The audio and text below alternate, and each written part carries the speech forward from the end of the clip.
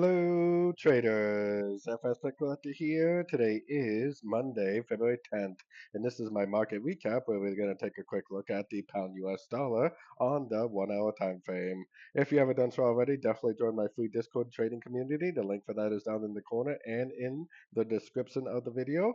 If you would like to get access to my membership program, you do so at my website, fxpipcollector.com. Get you access to all the benefits listed below and more for only $30 per month.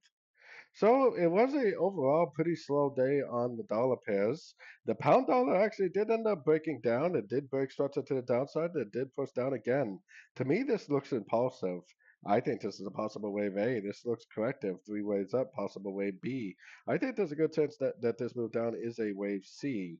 If it respects this 61%, turns up impulsively, I would definitely take it as a long, potentially the continuation of the uptrend. If it works its way down to the 78% and then turns up impulsively, I would do the same thing. No impulsive movement to the upside, no breaker structure, gives you no confirmation that we really are going back up. There's still a chance that we are in a wave three on the much higher the time frame, starting like a wave three of wave one, which is potentially a turn. So if that's the case, we definitely do want to try to get long because a wave three should be the biggest, strongest wave of a trend. Just keep in mind, Fibonacci bounce, breaker structure will be the confirmation of the long opportunity. So don't forget to join my free Discord trading community. And as always, thank you and happy trading.